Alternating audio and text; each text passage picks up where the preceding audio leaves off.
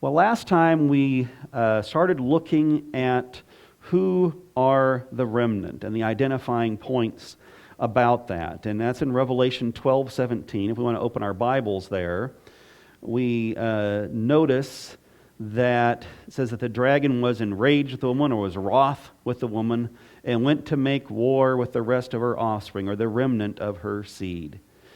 And today we want to focus on that idea that the dragon makes war with the remnant here. But in fact, this idea of war and attacking kind of runs through the whole of chapter 12. It starts off with in the second half of verse 4, where it says that the dragon stood before the woman who was ready to give birth, to devour her child as soon as it was born. And then we looked at last time who that child is. That's Christ. So he made attacks on Christ, tried to eliminate him. That didn't work. He's caught up to God and to his throne. So then he turns his attention to the church. Verse 13, now when the dragon saw that he had been cast to the earth, he persecuted the woman who gave birth to the male child. And so he persecutes the church throughout the Middle Ages and attacks the church. And then as we saw in verse 17, he attacks God's last day people on earth, the remnant. But what drives him to this war? What is his reason for all of these attacks? And so today we want to begin looking at the war behind the war. If we go to look at verses 7 through 12 here of Revelation chapter 12, we see that the war here on earth isn't where things started. And the war broke out in heaven. Michael and his angels fought with the dragon, and the dragon and his angels fought. And they did not prevail, nor was their place found for them in heaven any longer. So the great dragon was cast out, that great serpent of old, called the devil and Satan, who deceives the whole world. He was cast to the earth, and his angels were cast out with him. And I heard a loud voice saying in heaven, now salvation and strength and the kingdom of our God and the power of his Christ has come. For the accuser of our brethren, who accused them before our God day and night, has been cast down. So here we find that there was a war in heaven, and that this war kind of lies in back of the war here on earth. This war here on earth is just the latest phase of this war that began anciently in heaven. And we each find ourselves involved in this war that began in heaven. And we could even look at that later, the idea that there are no neutral parties in this war, that we're going to be on one side or the other. But how did this war in heaven begin? I mean, Revelation says there was war in heaven, there's conflict, and the devil gets kicked out. But it doesn't really go into any details about what were the issues. So let's go to Ezekiel Chapter 28. Ezekiel Chapter 28.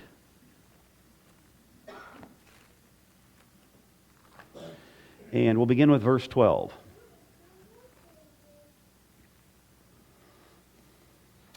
Son of man, take up a lamentation for the king of Tyre, and say to him, thus says the Lord God, you were the seal of perfection, full of wisdom and perfect in beauty.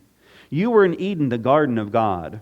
Every precious stone was your covering, the sardius, topaz, and diamond, beryl, onyx, and jasper, sapphire, turquoise, and emerald with gold. The workmanship of your timbrels and pipes was prepared for you on the day that you were created. You were the anointed cherub who covers. I established you. You were on the holy mountain of God. You walked back and forth in the midst of fiery stones. You were perfect in your ways from the day that you were created till iniquity was found in you. So here we find this story of a covering cherub, the highest of God's created beings, who stood right next to the throne of God. He was beautiful, and it says he was perfect from the day he was created until iniquity was found in you. Continuing on, verse 16, by the abundance of your trading you were filled with violence within, and you sinned. Therefore I cast you as a profane thing out of the mountain of God, and I destroyed you, O covering cherub, from the midst of the fiery stones. We see more about this if we go to Isaiah chapter 14.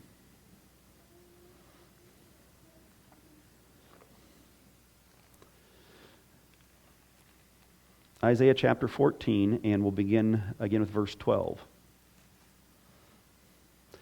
How you are fallen from heaven, O Lucifer, son of the morning!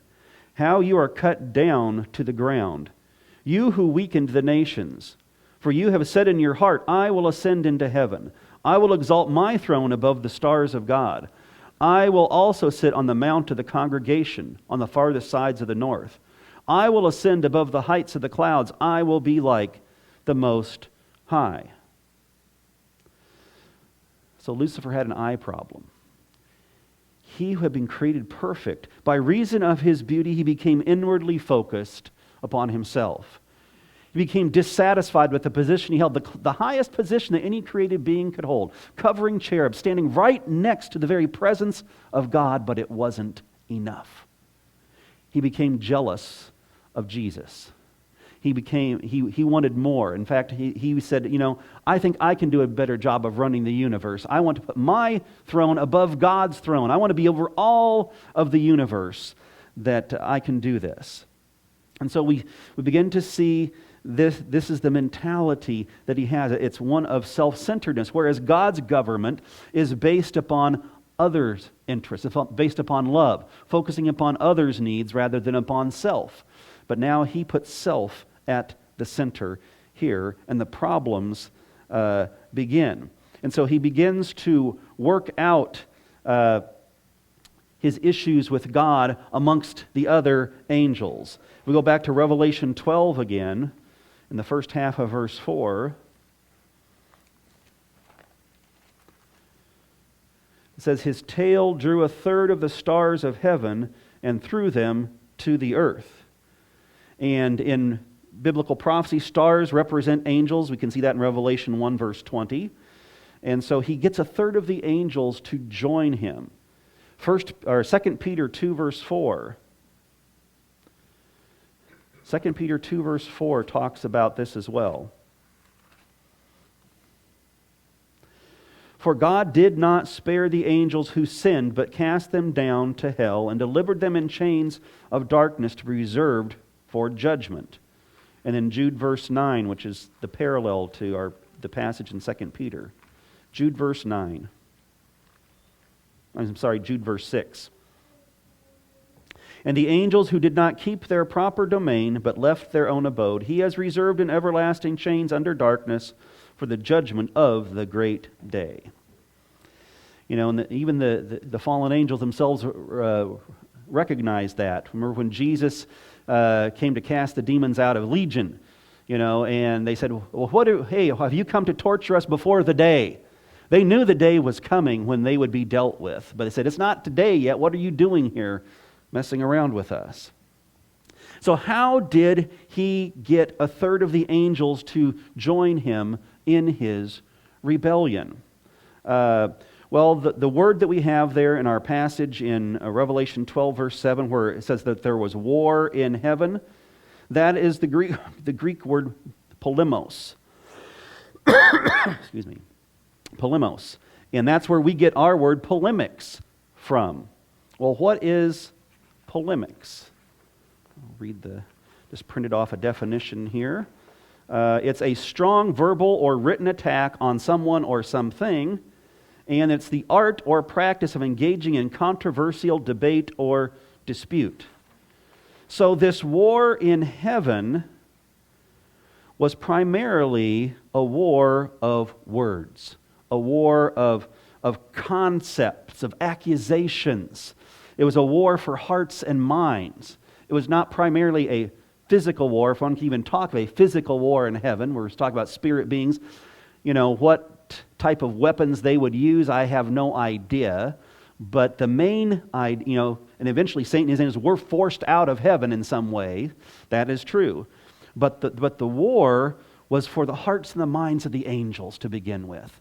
And so Satan was working, but we're like, well, what kind of words, what kind of accusations did he use? Well, the Bible doesn't really tell us specifically in that case, but I think by analogy, we can look at what tactics he used when he got our world to join in his rebellion. Let's go to Genesis chapter 3.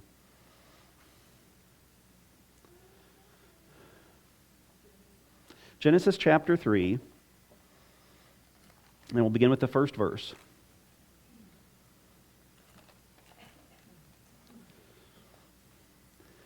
Now the serpent was more cunning than any beast of the field which the Lord God had made. We'll stop right there. So this is the New King James, says that the serpent was more cunning. I know that the King James and I believe the New American Standard Bible, they use the word subtle. He was more subtle. Anyone have any other versions out there that use a different word there? I have a few more written down, but we'll see if anyone here has some other. The NIV and the ESV both use the word crafty. The Common English Version used the word sneakier. The Amplified Version says skilled in deceit. And the New English Translation says shrewd. So I think we get all those words together, it kind of gives the picture of what kind of being he was. He was cunning, subtle, crafty, sneaky, shrewd. He was skilled in deceit. That already gives us a hint of what he's going to be doing then.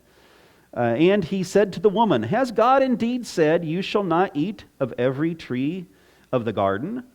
And the woman said of the serpent, "We may eat of the fruit of the trees of the garden, but of the fruit of the tree which is in the midst of the garden, God has said, 'You shall not eat it, nor shall you touch it, lest you die.'" So it says, well, what did God say? Did God allow you to eat from everything? So he's getting her thinking, he's not really, there's no contradictions. He's just asking a question. What did God say? What did you could do? And then once she answers that, then he responds, "Then the serpent said to the woman, 'You will not surely die.'" So there's a blatant contradiction, but then he goes on to give the reason why that is so in his argument. "For God knows that in the day that you eat of it, your eyes will be opened and you will be like God, knowing good and evil." So he's saying, God wants to keep something good away from you. God doesn't want any competition. He wants to keep you down on this level and not let you rise up to his level. Now, what was it that Satan himself wanted to do? Rise up to God's level or above. So what is he now tempting Eve with? To be able to rise up to God's level, saying, God knows this is something that would benefit you, and he's trying to keep it away from you. So in doing that, what seeds is he planting in Eve's mind? Doubt about God's goodness, his love, about what his character is like. And so as she contemplates this and thinks about his words, verse 6, "So when the woman saw that the tree was good for food, that it was pleasant to the eyes, and a tree desirable to make one wise, she took of its fruit and ate. She also gave to her husband with her, and he ate." So before Eve takes the fruit, what does she have to do what does Satan have to get her to do first?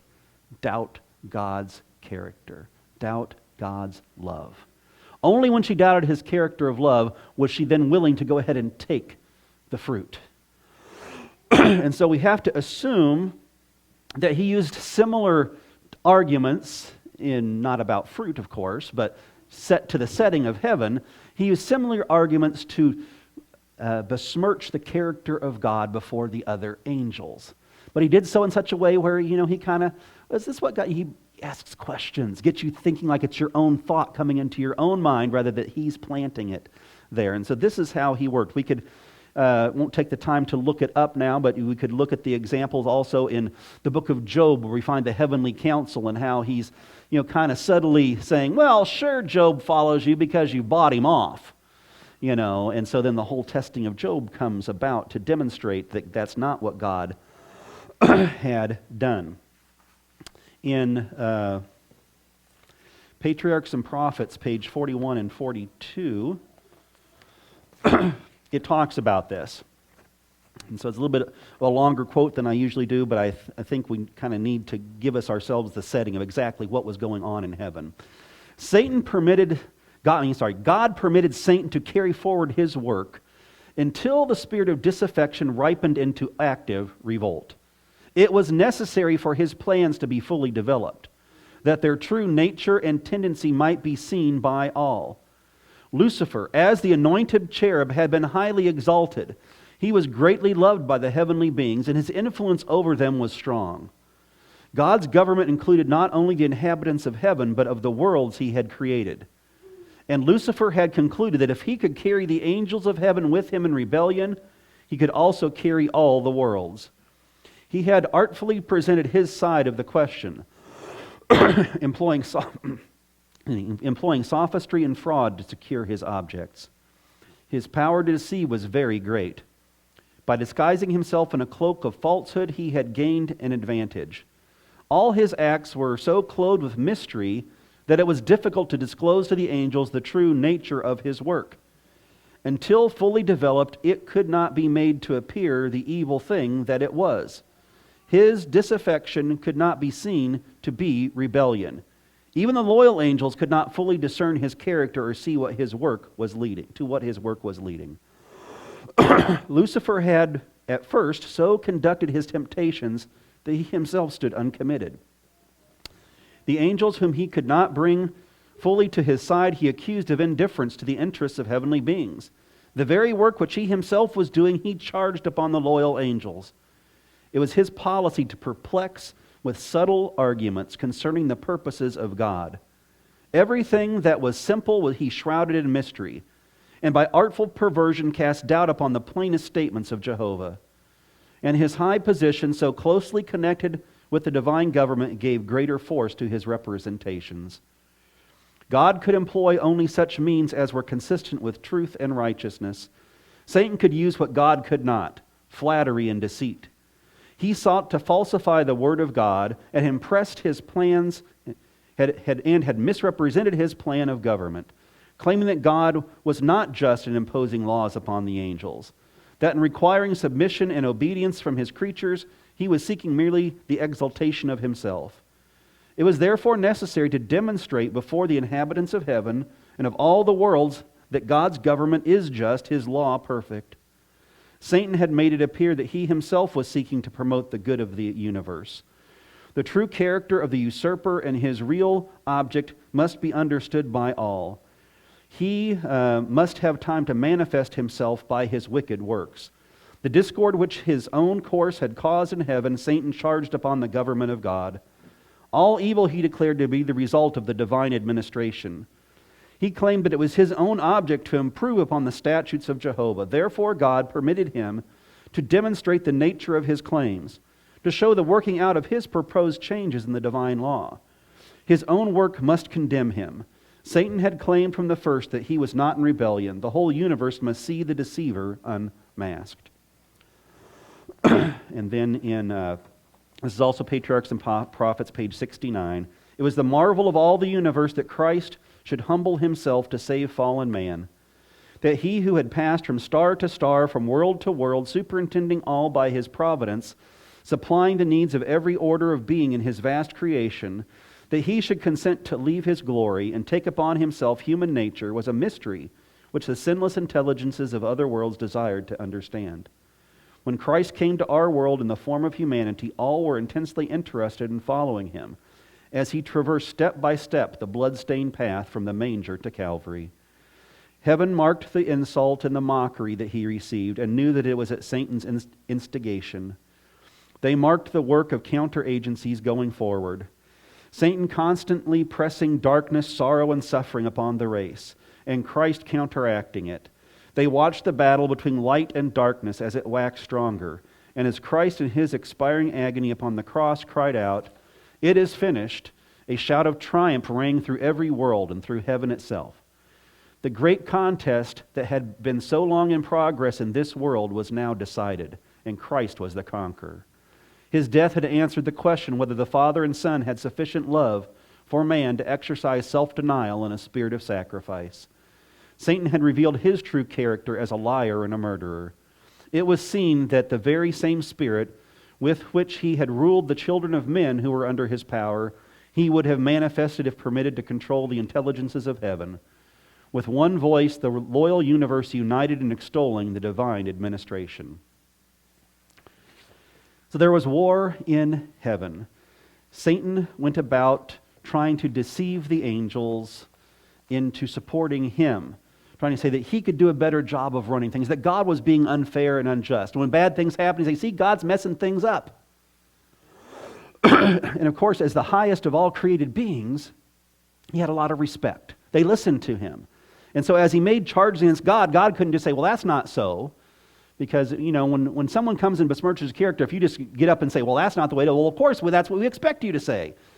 And so it doesn't prove anything. And so he had to allow Satan's plans to develop so he would be fully revealed for what he was. This is the way, if you want to go down Satan's path, he says, this is better. Let's watch and see what are the end results of doing it that way. And what are the end results of doing things my way.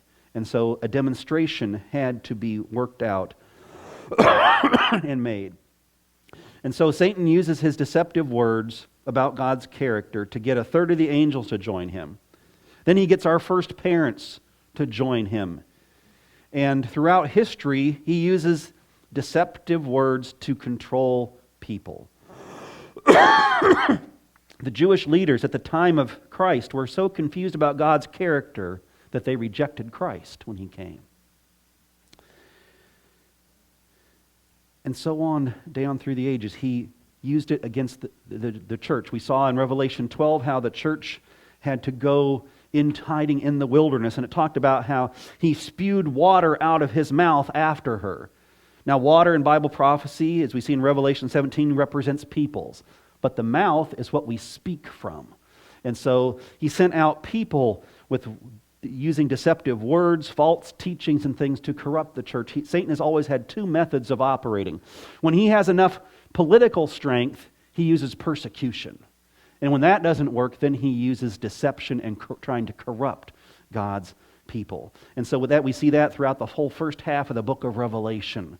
It lays out Satan's plans against the church, sometimes persecuting, sometimes corrupting, sometimes after corrupting, using the church to persecute those who are truly trying to follow the Bible.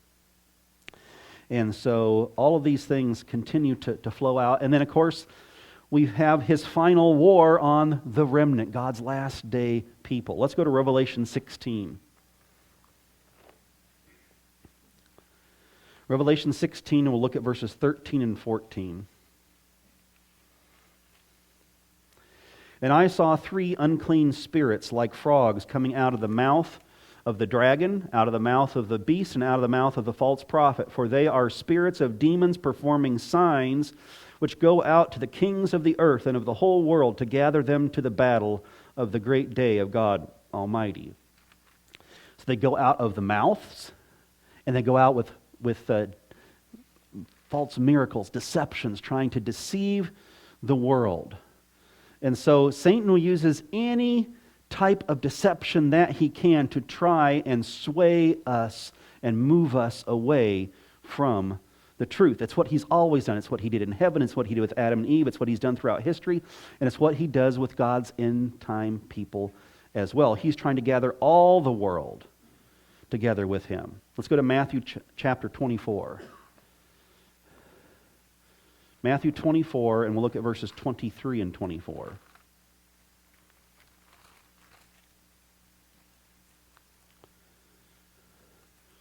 Then if anyone says to you, look, here is the Christ, or there, do not believe it. For false Christs and false prophets will rise and show great signs and wonders to deceive, if possible, even the elect.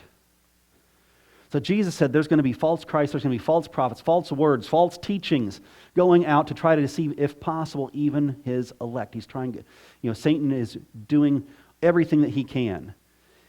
Revelation 12 says he knows that his time is short there. And so he, at the cross, he was finally forever kicked out of heaven. He'd been kicked out before, but then when Adam and Eve had sinned, he'd regained entrance as the representative of our world, but Jesus reclaimed leadership of our planet at the cross. And he knew he was defeated, but he says, I'm going to try to take as many people with me as I can.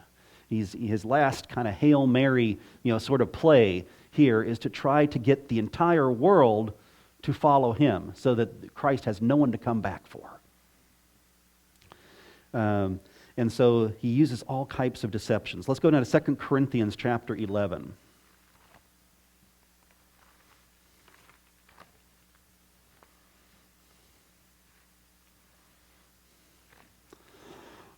Second Corinthians 11, and we'll begin with verse 12.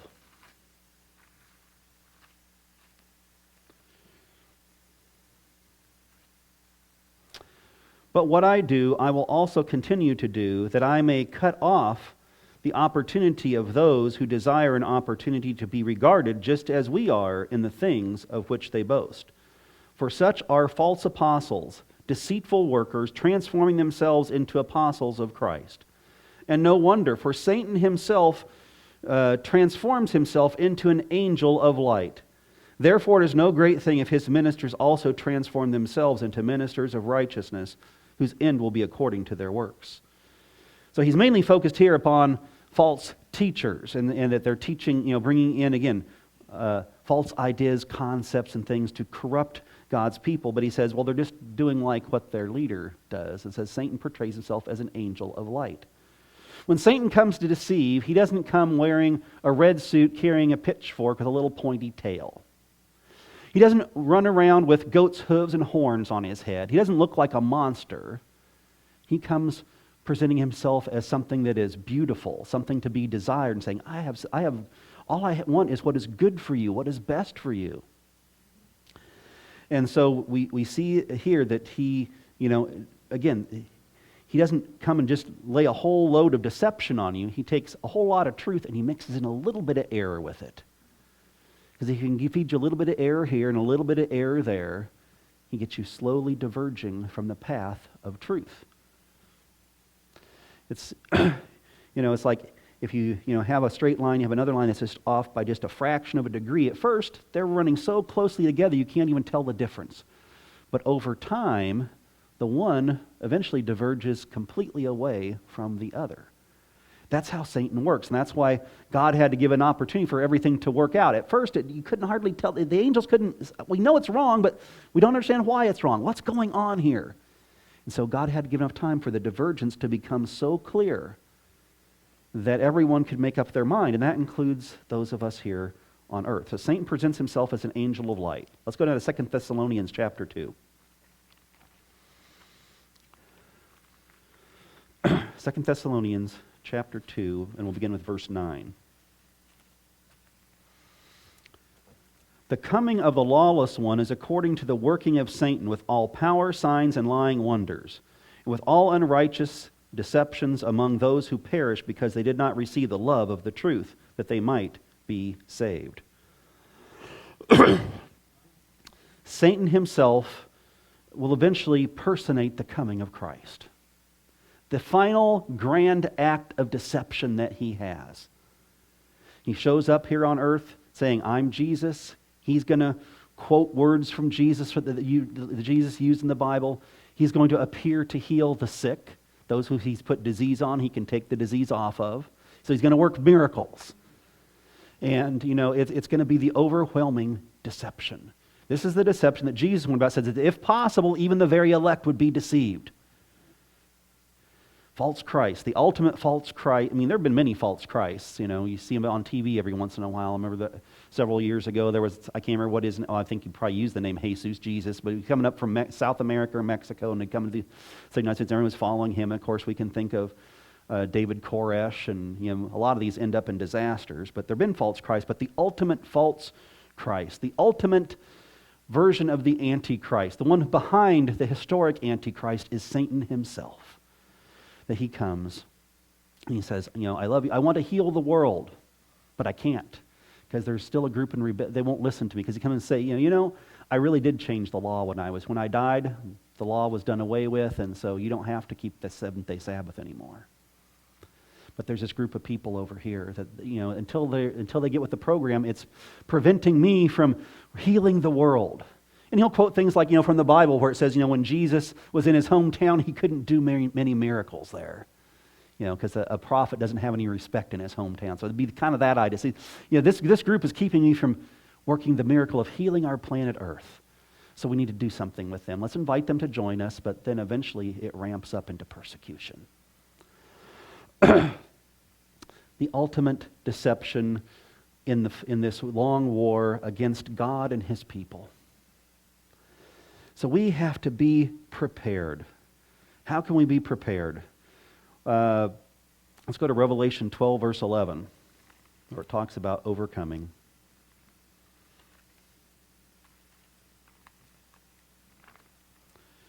Revelation 12, verse 11. And they overcame him by the blood of the Lamb, by the word of their testimony, and they did not love their lives to the death.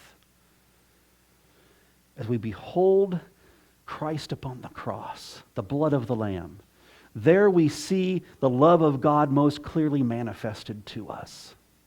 And as we behold that love and we let it just sort of infuse us, impact us, transform us to understand Him, then we will not love our lives unto the death. 1 John tells us that perfect love casts out fear. What is the power that the devil has over people? The book of Hebrews says it's the fear of death. Jesus takes away the fear of death. When we understand His love for us and all that He has done so that we might be saved, we don't have to be afraid of death anymore. So say, if you don't do this, we're going to kill you. Okay, you do what you have to do, but I'm going to follow Jesus. And so we need to put our focus upon Christ and upon His love for us. That's what transforms us. That's what gives power for us to go ahead and continue to give our testimony even at the threat of being killed. We have to allow Him to do that. Too often we're going to put our focus on the problems. We put the focus on all the issues, on the persecution, on the bad things that are happening to us. But friends, our eyes are on the wrong spot when we're doing that. We have to keep our eyes on Jesus, on His love, and allow Him to guide and to direct us. So when we do that, we're going to be prepared. They say that when it comes to training people how to recognize counterfeit currency, that you don't sit there and show them all the different kinds of counterfeit currency. You just put them in a room with real money and just sit there and, look at it, feel it, sniff it, taste, whatever you want to do. Just become so familiar with the real that then if they slip in a counterfeit one, it's like, hey, that's not real. So we don't come to recognize the counterfeit by focusing on the counterfeit. And sometimes as Adventists or Christians in general, we can get so focused on what Satan, all these things that we think Satan is doing this, Satan is doing that. And I'm not saying we need to be aware of things, but that can't be our main focus. We can make the book of Revelation all about the dragon and the beast, but it's about the Lamb. It's the Lamb among the beasts. We can never lose sight of Jesus as we study these things. We can never lose sight, because if Satan can get us to get our focus off of Jesus, if he can get us to question God's character, he has us. He has us. And so we have to be so solid in who God is and how much He loves us that nothing Satan has to offer will be tempting at all. It's like, no, that's a deception. That's a counterfeit. I don't want to have anything to do with it. So if he comes down looking like Jesus, doing all the things, I don't need to go out and see him. Jesus says, don't go out to see him. If they say he's out in the desert, go not forth. If they say he's in the hidden chamber, go not in. Why? He says, when I come back, I'm going to be up in the clouds. I'm going to take you up to be with me. That's a whole other sermon right there. But, we'll recognize the counterfeit. But if we trust our senses, if we go and look and we see all the miracles happening and all these things, it's like, maybe we were wrong. No, friends, keep your eyes on Jesus, the Jesus of the Bible, and focus on His love for you. And as you do that, your hearts will be prepared and we will be ready. We will overcome by the blood of the Lamb and by the word of our testimony. We will not fear our lives unto death, and we will be ready to meet Jesus when He returns.